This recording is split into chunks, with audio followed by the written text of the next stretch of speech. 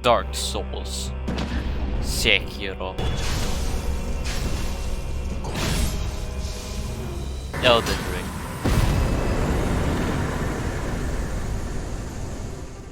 These games can be called legendarily difficult, but a satisfying journey. It has one of the toughest mechanics, bullshit moments, overwhelming difficulty, but a sense of reward, beautiful atmosphere, satisfying challenge, and learning the game will pay off. Those undead chosens who didn't succeed in Dark Souls 1 became hollow, just like the characters. The one-armed wolf that gave up meant the wolf gave up their immortality, and the tarnish, who can't change the ring, will make the Elden Ring become the shattering in their sanity forever. Today, these three games changed from Software's formula by the beginning, experimenting, and combining into the effortless masterpiece, and thus began the evolution.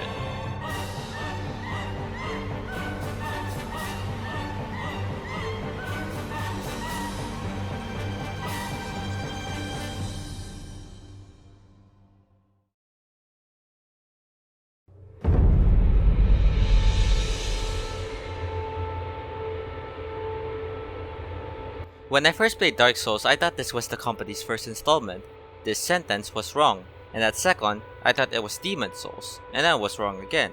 When I checked the company's catalogs, it was surprising. There are a bunch of games that were in the 1990s, back then when consoles were having a competition, and gaming started to be popular for all platforms. Examples like simulation, first-person shooters, story, third-person shooter, multiplayer, and you name it, all to your nostalgic games when you were in this timeline. While there were a lot of games that were created and evolved to a franchise, Grand Theft Auto, Counter-Strike 1.6, and Half-Life for some examples, some were forgotten or left behind, and it's no surprise From Software games were one of them. Kingsfield was released in 1994 for the PlayStation, and I have never heard of this game mentioned. The only time it was mentioned are only two YouTubers that were well known for the Dark Souls community, Iron and Pineapple and Zuli the Witch, with the exception of Cryvel for talking about its history of the company. It was reasonable why it was forgettable by only using PlayStation and its first installment, although we can see some glimpse of similarities, even if the game was first person, linear, much slower pace, no dodging. The only time you dodge is to move back, but at the same time, the game was atmospheric, had a moonlight sword, hidden areas, and much more magical medieval-like. While there are some similarities, there's also Armored Core, which is a third person and a different setting to much more like a mech genre, and has produced a lot of games for the 6th and 7th generation of consoles, but by the 8th, it was skipped completely and was forgotten. That it was surprising to be mentioned in the Game of the Year awards of 2022. Armored Core is a third-person shooter, which was standard default for the Souls franchise, and at the same time, they were making games in the 7th generation and the NDS. I won't discuss them here since it's quite a long list of games, so skipping over the years of 2009, there was Ninja Blade, but they didn't develop it, but published it, for some reason. But a week later, Demon Souls was published, and everyone who was tortured by the game and beating it was worth it. Demon Souls is part of the reason why the franchise exists, but its history of pre-production was the same with the developers' torture, just like the players who experienced the game. Demon Souls development was started approximately 3 years into the making, and quoted making the latest Kingsfield game, which was remarkable, but the development was considered a failure until Miyazaki came in. History around him was interesting. Thanks to Eurogamer, Essay on Video Games, and PlayStation blog, Miyazaki was an unusual person to the scene, but once was an Armored Core game planner for Armored Core Last Raven. He quickly got promoted as a game director, while the development was still in the prototype stage for Armored Core 4. Then Sony came. The reason why they came is their history on making Kingsfield games while wanting to compete Elder Scrolls. So two of the companies agreed to each other and started to work. At first, the prototype stage was really difficult and tons of issues to the point it was going to be cancelled. The reason why is the game is trying to be like Oblivion, but they didn't succeed. Miyazaki heard this and wanted to become the director because he always liked dark fantasy, and even if he failed, he had nothing to lose since the production was in the failed state, and quoted, "Nobody would care."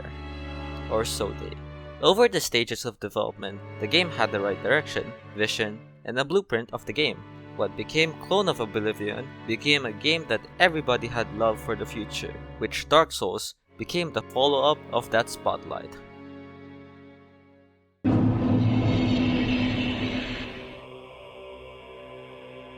This section was a bit difficult for me due to knowing a bit of information, but thanks to creator 7force for roughly translating the world design book, and other people on Reddit pointing out the cut contents, prototypes, and reason why it became the final product, Demon's Souls was a success when the Western community discovered the game.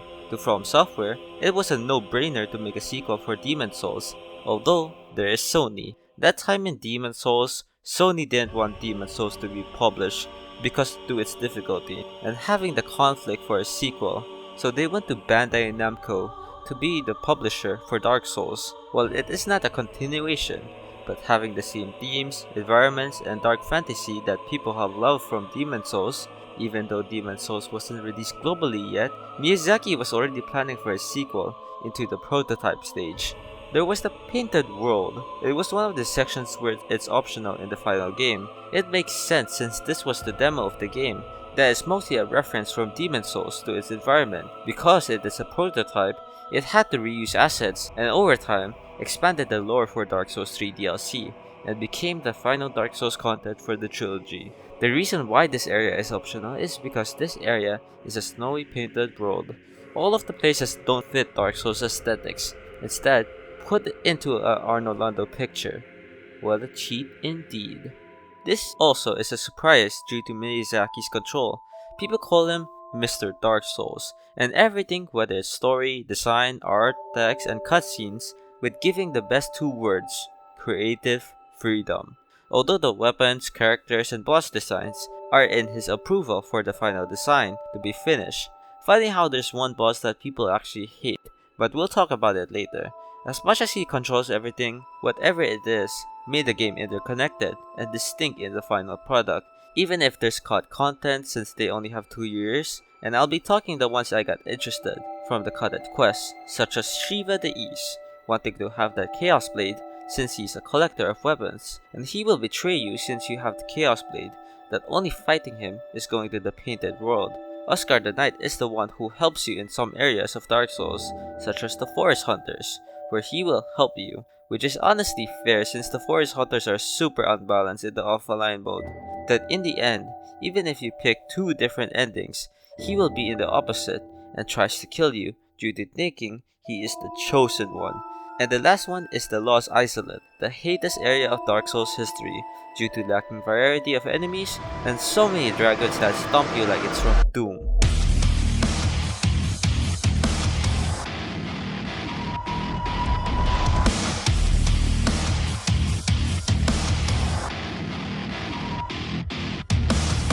And figuratively, the worst boss in the entire Souls franchise.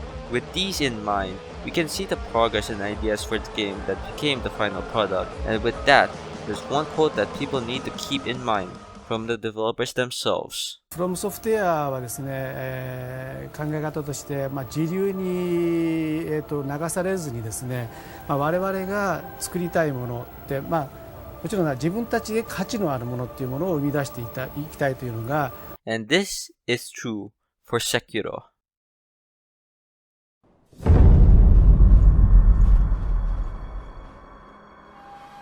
Dark Souls 3 was about to close in the end, and it was such a closeout. But this is more about the Soulslike, or difficult games, becoming a genre, therefore it becoming stale, such as Neo for notable examples in that timeline. It has its own unique quirks but also has the same difficult game, so there is this game that isn't Bloodborne sequel or another Dark Souls. In fact, they wanted to be separated.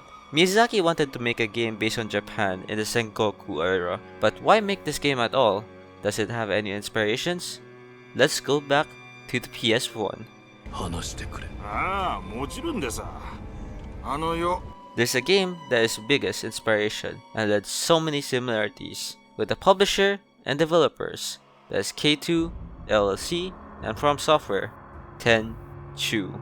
Tenchu was a game that was originally published by Activision. Their first and second games were a success until the game started to become stale, as any Activision publish From Software was also the publisher and ports the Tenchu games to other platforms while also developing Tenchu Z. The only time it ended was 2009, called Tenchu Shadow Assassins. Why am I explaining this? Because Sekiro was heavily inspired by Tenchu. Stealth, grappling, wall climbing, and death blows were originally from Tenchu. Sekiro is an inspiration, but not a successor to the franchise. It's also fitting that their E3 2018 was a 20-year anniversary for Tenchu, and its new game was Sekiro. What I like to think about Sekiro is a reboot to Tenchu. It's also a reason why instead of Bandai Namco taking the publishing, it's Activision instead.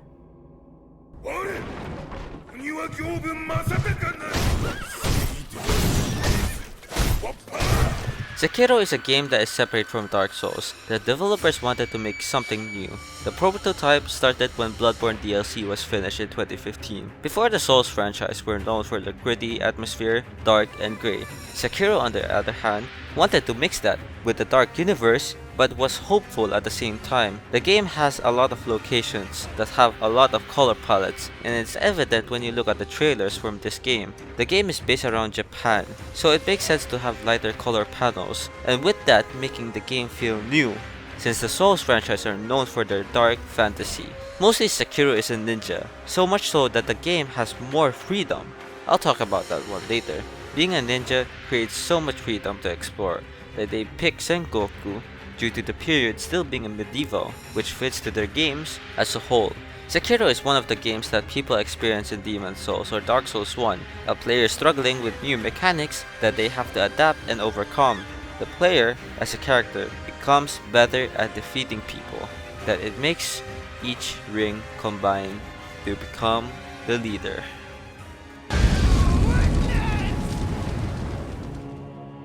Elden Ring is the latest From Software game, where it started its development in 2017. This is also where Sekiro was in the middle of development and the director Miyazaki's biggest challenge, because of being a micromanager of Sekiro and Elden Ring. The game was planned to be like a fantasy until George R.R. Martin came. George R.R. Martin is a novelist and a story writer. He was well known for the Game of the Thrones and other novels, such as Miyazaki's personal favorite, Fever Dream, whatever. He was quickly asked by Nakajami, the business director, to be part of the Elden Ring, and he accepted it. So Miyazaki goes to America and discuss about Dark Souls, which surprisingly, Martin knows about the Dark Souls, so they quickly got into the same page of making the universe. And while it is Dark Souls complex storytelling, Miyazaki wanted George R.R. Martin to write about its history of the game, so George R.R. Martin would not be restricted and use his full potential. Miyazaki was personally a big fan of George R.R. Martin, and the collaboration with the universe they vision to create is staggering for him, personally. It was also this time that Sekiro had been published and was ready for E3 2019 for Elden Ring. Elden Ring was also heavily changed to be an open world game. Making the open world personally was difficult for the company, but they have learned a lot from the previous games of the series. For example, the setting of Sekiro. I mentioned that Sekiro uses vibrant colors, and that's what this game targeted, where vegetation, animal life. I'll talk more about this later. Elden Ring also brings new things to the table, such as Flask that reveal after killing a group of enemies, and Torrent, which is the horse. The director Miyazaki always has respect for the game called Breath of the Wild. The goal of the open world is to make the player interested, and that has been the main goal for the game. Elden Ring also pick up on some enemies that are scrapped, such as Dark Souls 3 Wolf that is turned into a mini-boss, or learning from Sekiro that is ambience, and each boss has their own theme, having that grey and suspicious over that beauty and peaceful world. There's so many things in this game that pick apart from Elden Ring, and I will explain it to Dark Souls first.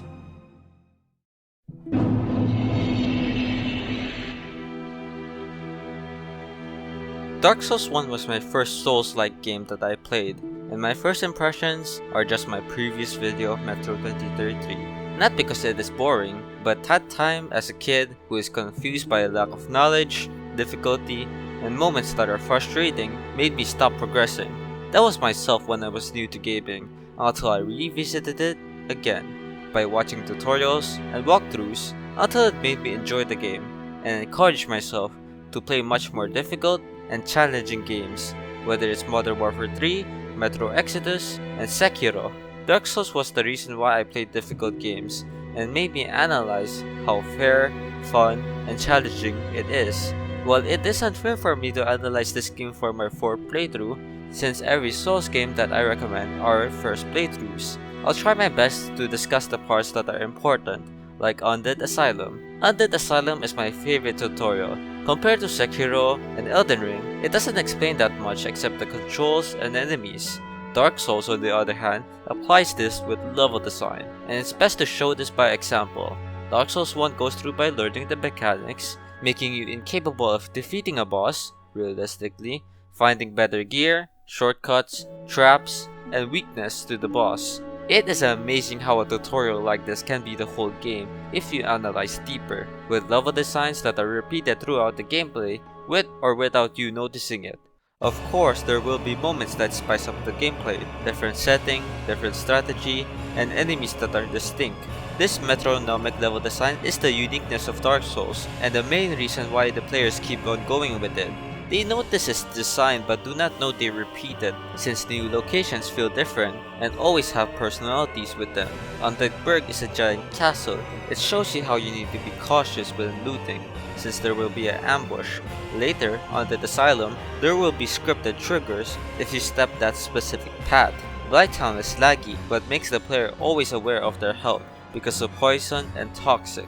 Crystal caves make you use these primstones to the invisible bridge. It is astonishing because not only that each level design is connected and makes you see what you explore, it is believable when the player explores around. You can see undead perish when you're into St. Fortress. The sheer effort on making this beauty makes this game graphically aged like a fine wine. While Sekiro and Elden Ring looks better, Dark Souls 1 still holds up to date, with or without the remaster. Although, it also hints on my criticisms. I played this game on 2 versions, Xbox 360 and PC. Dark Souls 1 is one of the games that is called a masterpiece, even with the technical issues like Blighttown. The remaster is fine, but the original is quite noticeable. With it also, when things can get hectic, the Xbox will stutter. That part can be forgivable, except for Blighttown. It might be the detail and technology that pushes the Xbox through its limits. While the level design is great in this game, few of the locations for the late game, on the other hand, are quite lifeless. This is one of the games that I criticize ODST. The game's presentation is great, and people appreciate the open world, but in reality, you don't have a lot of things to do except doing audio logs. This applies to Dark Souls 1, Anor Londo, and Isolate. The game's scenery is great, but with a lack of enemies and not a lot of NPCs to interact aside from looting, it feels lifeless, although there's a difference between praising and hating. The boss fight of Anor Londo is the best moment of Dark Souls, and the princess, killing her makes the fake sun to be the knight. There was a missed opportunity for the game to have changed enemies instead of having 2 guards. But to remain on topic, unlike Isolate, the only memorable thing that I remember is Solaire Knight for the sun and Sigmire fighting these Chaos Eaters. The rest though are reused enemies, annoying lava sound effect, and a boss that makes you want to slam your desk. He was able to survive on the back of the stairs. They would have hoped that they at least took him down with bomb blast. So I should be aware that there's an AWP still up. Oh, wow. And Crims, yeah, he's really on the... At what point is that too much? Anor Londo might be lifeless, but these memorable moments make up some of the losses. Isolate is remembered because of the moments that make you angry, and Crystal Cave is in the middle. Forgettable, but not mentally annoying. I actually over time gave the pass for the late game because of technology and time. Compared to Leyndell Capital and Anor Londo, it is a huge evolution when you look at the similarities, jaw-dropping, while interactable most of the time. With that being said, the boss battles in this game are a standout, while also projecting the horrors to come. Lost Isolate, Bed of Chaos. Out of all the bosses, they are passable, aside from Moonlight Butterfly and Gwyn being underwhelming patience, but not annoying. Boss battle in Dark Souls 1 planted the seed on memorable boss designs. Asylum Demon, while being easy, it is hard because it intimidates and hesitates the player by its size. making it one of the best bosses in the gaming industry. These bosses are so well designed and make me remember these moments. For example, 4 kings are the bosses that respawn over time, making you have that moment to race against time. Ornstein and Smoke complement each other attacks and different through its style. Gaping Dragon makes us afraid from its giantness, and Grey Wolf Sif's storytelling of the boss with no dialogue is still memorable from its sadness, music, and the context through DLC. He doesn't want you to suffer the same fate from Artorias, but you kill them, which proves another point of us being the villain. Kuei Lag wants to help her dying sister, and with no communication, led to an unnecessary quarrel. We saved Sigmire so many times, but in his view, he has no use but becoming hollow. There are so many things to Dark Souls lore that I cannot even describe, and the more you read into it, the more you feel remorse for the characters and with our actions. This type of storytelling is told by its bosses and characters, where it is the eye-opener for the player through exploring and fighting.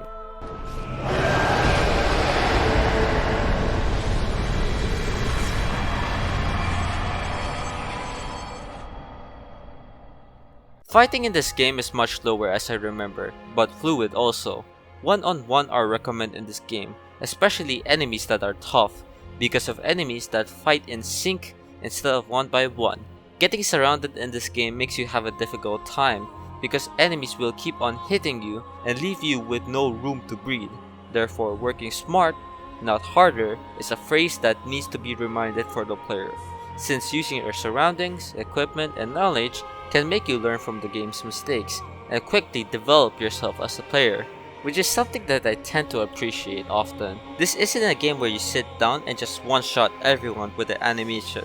You have to hit them with effort, especially in repeat playthroughs. I remember I got so cocky to the point I almost got punished. Having to be sent back to the bonfire is tilting, but something you learn, where you tend to get back at your feet and reflect on your actions. You're mostly about to die in this game often. At least most normal enemies, you die at least once. But at the same time, you can be perfect to the game by not getting hit. Dark Souls 1 is difficult and fair because it isn't a moment where the game cheats on you, for the most part. But to remain on topic, the time you get confidence in the game is where you experience it, and that's where Dark Souls 1 shines. A player before struggles to fight a hollow soldier, and sooner than later becomes so perfect to counter the attacks. That is why Dark Souls 1 is a great game. It is just a diamond that has some rough edges over the years, and I'm alright with it. This game surpassed expectations and planted the seed of other games to be inspired in this genre itself, such as the One-Armed Wolf.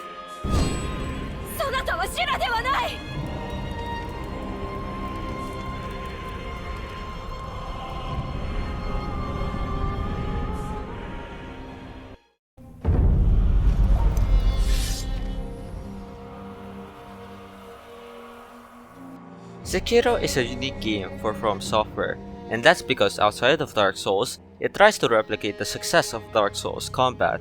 Sekiro, on the other hand, is different, and a game that reminds me of Dark Souls 1 in my journey.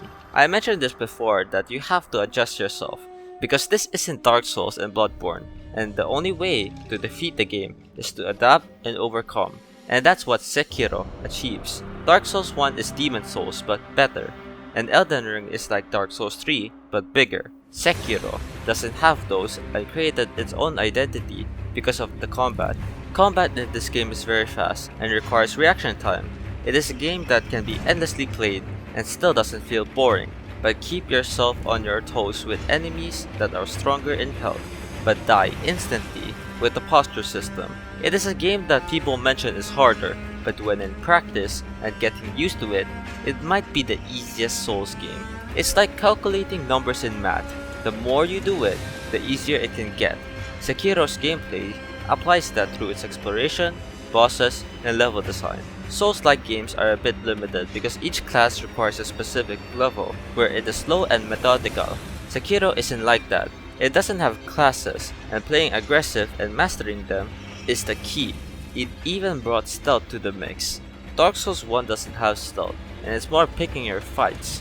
Elden Ring has stealth, but it's not in depth. Sekiro is deep though. its stealth and loud moments. Even hosting challenges like mini-boss can get cut in half if you play it smart. With it also comes prosthetics. It may be underwhelming at first, and the only prosthetic that is really useful for most enemies is firecrackers, but other prosthetics have their purpose, such as the fire makes the enemies lose vitality quicker, ninja stars are great for weaker enemies, or when they fly. Divine can make dead monks Thanos snap. Sabomari is very effective in the change of combos for the lineage enemies, and so on. They all serve a purpose for their use, and what makes it cooler is it makes the player flow in chains instead of being stopped.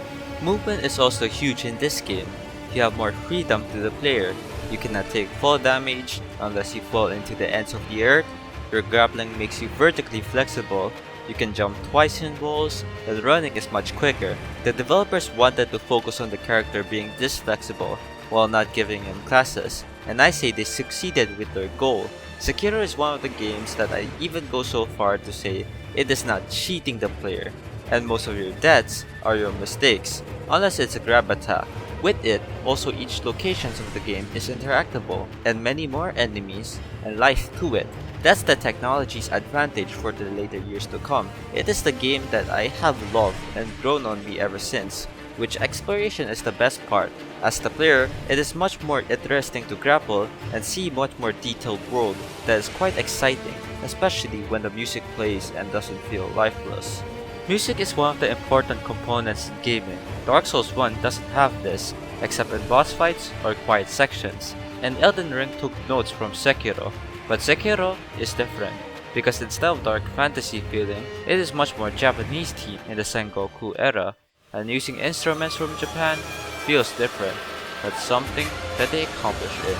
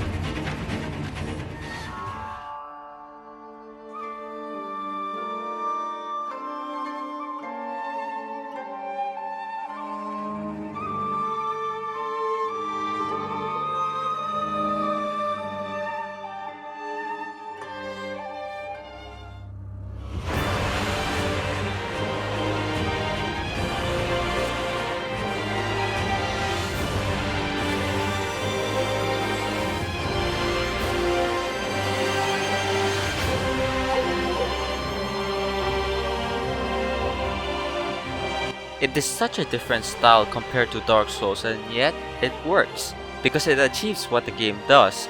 The drum beats feel that adrenaline, that yell is more into those horrors. The game bosses have their own themes, and the ambience make a deep breath after counts of fighting where each material fits to the game.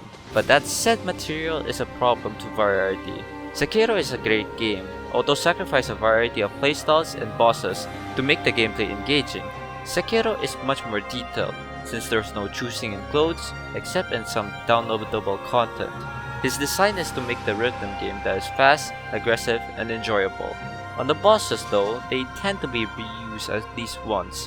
Guardian Ape plays like Headless Ape, but in the second time, summons a clone of Guardian Ape. Corrupted Monk is a reuse to True Monk. Genichiro boss fight repeated in 3 times. It is something that I have noticed in my 5th and 6th playthroughs. Don't get me wrong, the bosses are super well designed, and there's not a lot of bosses that I complain. It's just that they have to be reused since they are well designed. Oniwa's horse battle makes you use the grapple for speed advantages. Lady Butterflies teaches you that prosthetic arm is her weakness, and Genichiro makes the player learn how to use parries effectively and aggressively. The Monkeys is all about patience and exploiting their weakness, and Guardian Ape teaches you how to find opportunities to attack and use the jump button often. Owl is like that player, and the only way to defeat the player is to give the taste of his own medicine. And True Monks makes the player dance to their tunes, where the final end from Ishin and Demon of Hatred. You use what you have learned from the game. Whether you are using Megiri, lightning, parrying, grappling, and jumping, each plays a role to the final rhythm, and the tune of their combos can be destroyed.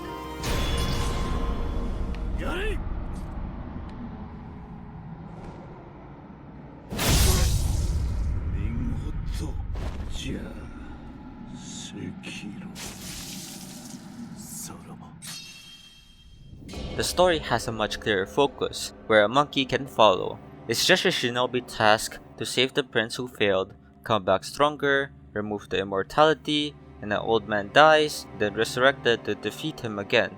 Seems easy, but not really. The Sekiro story is much deeper. It isn't black and white, but has a shade of grey, and it's best to use the example of Genichiro's story. Genichiro wants to protect Ashina at all costs, therefore kidnapping Kuro since he has the blood of immortality, and Sekiro kills many guards, therefore weakening the Ashina's defense for the war, and then have the Ashina to be burnt a crisp, just like the previous Hirata estate. Some are scared, loyal, and lose hope because of the actions of Yu and Genichiro. If only they communicate, especially Isshin Ashina, they would be prepared for the siege. But as any Souls game, there's not a happy ending, or an ending that makes the player happy, but feel sad.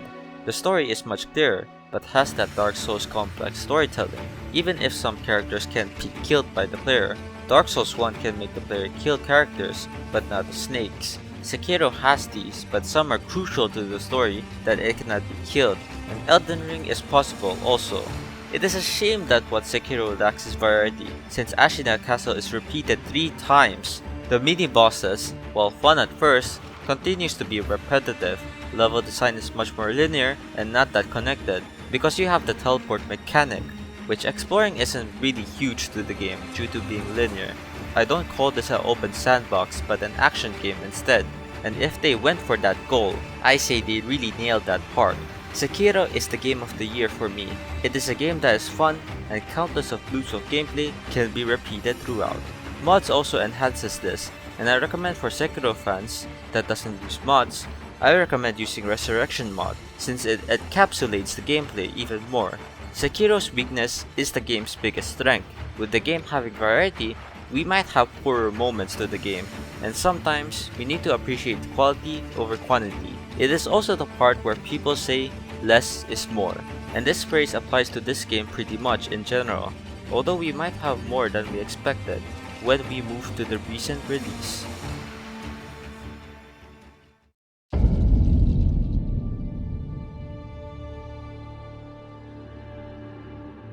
Elden Ring is a game that I didn't see on my radar, not because it is bad, unpopular, or anything negative. It is because I wasn't considered a Dark Souls fan until now, and it is really surprising to see the progression of the game. This is also the time where I have to be honest with all the viewers.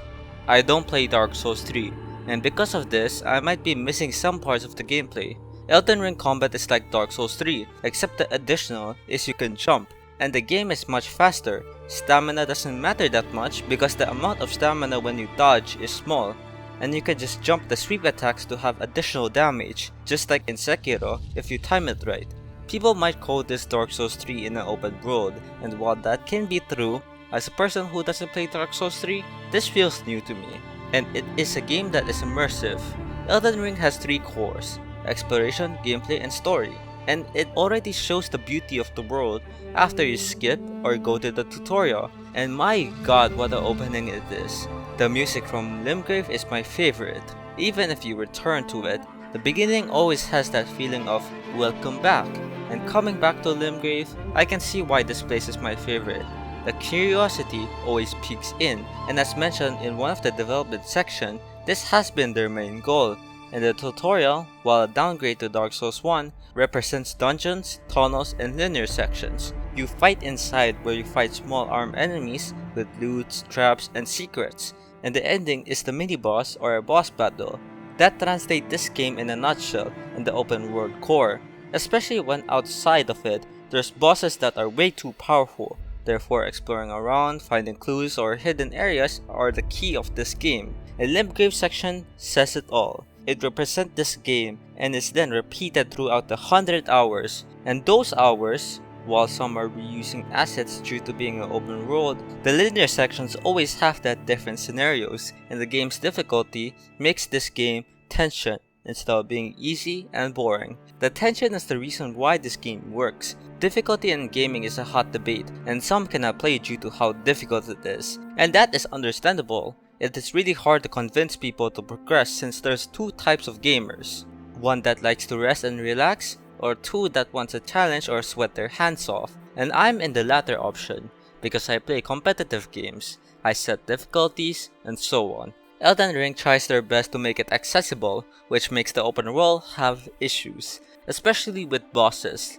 They're inconsistent. There's gonna be one boss that is definition of walk in the park, or another one being so unfun, there's no middle ground, and this is because the open world is full of different outcomes depending on the player, which affects the balancing of the boss. It is a mixed bag of difficulty, especially when there's no difficult options or ways to be accessible.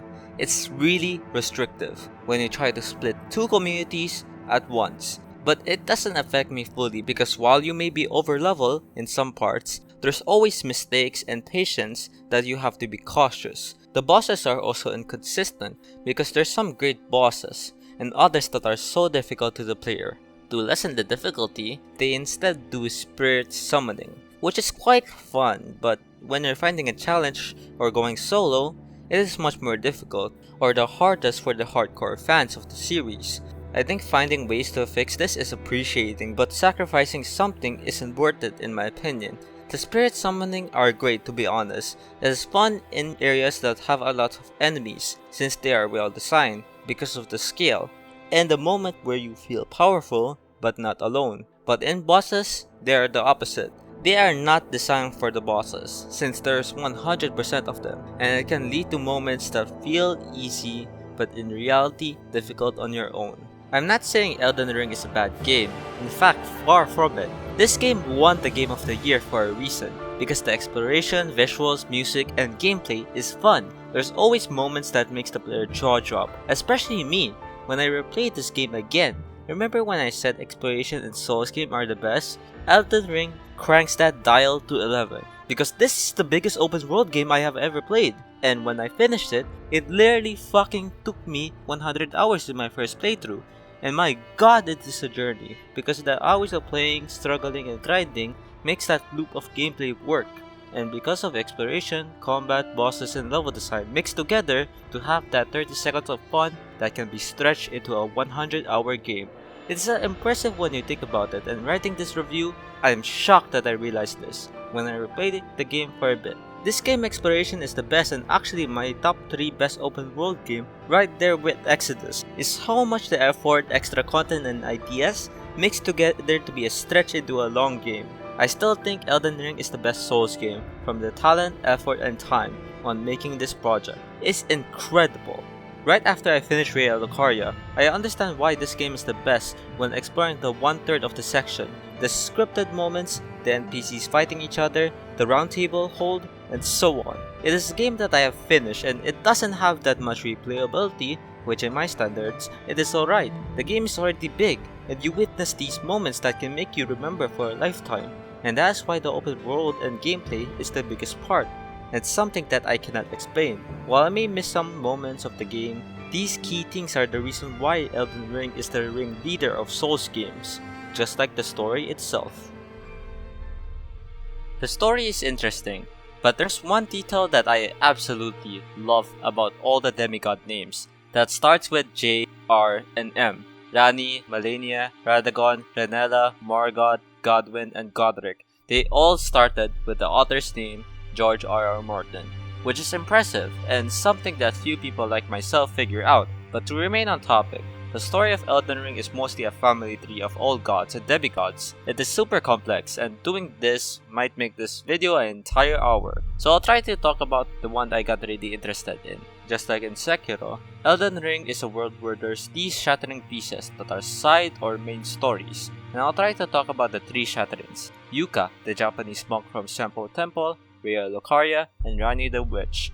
Yuka's motivation is to kill the Bloody Fingers, and while we got invaded, At first, he tries to help us to kill him, and the other one, we try to help him to kill one of the bloody fingers, until recently there's this powerful bloody finger, where he loses and dies.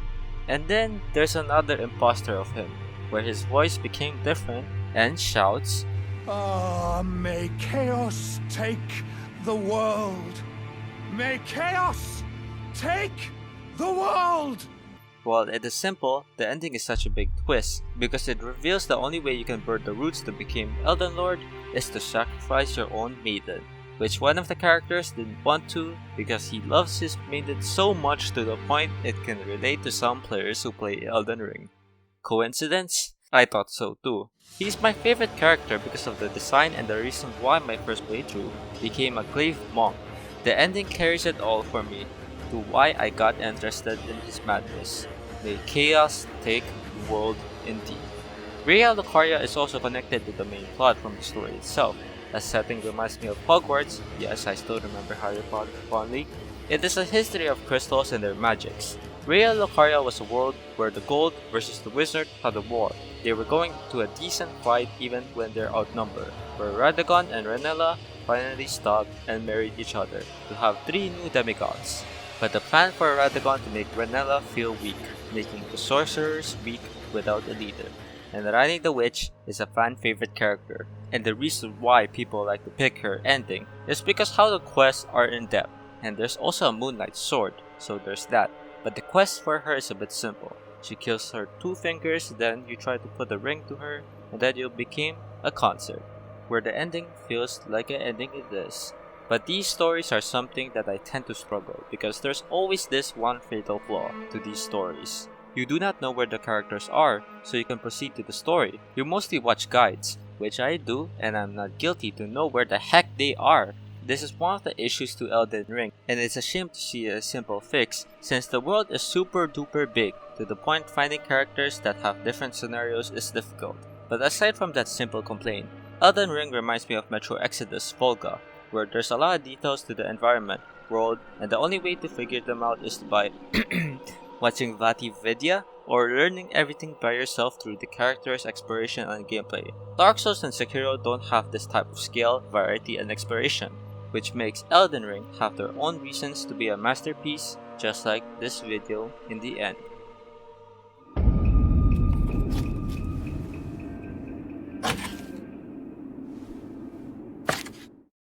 In the end, Dark Souls 1 is remembered by most gamers is because its level design, combat, and boss battle planted the seed to other Soulslike games. Of course, without Demon Souls, this game wouldn't exist, but all the problems of Demon Souls have been improved by Dark Souls 1, and let's give some respect to Demon Souls for it. There's a reason why people call this a masterpiece, and I understand why. It sets up everything for the gaming industry, and while it's quite aging to modern gamers, the setting, story, and difficulty age really well by today's standards. Sekiro is a game of the year for me, and probably the best combat I have played for a third person. It reminds me of Halo Combat Evolved, where even 20 years, the game is still fun, and will be replicated for the years to come. That sentence actually happened because of Sifu, a game that reminds me of Sekiro, and a game that peaked into my curiosity list. Elden Ring is the game of the year for a reason with all the Dark Souls combined, and it beats every competition to every Souls game for a reason.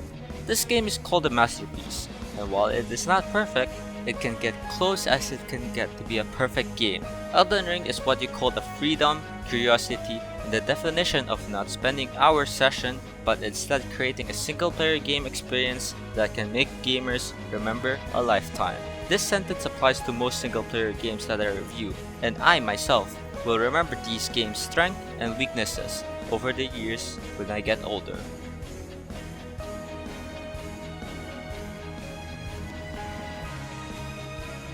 So, this project was a bit rushed than I expected.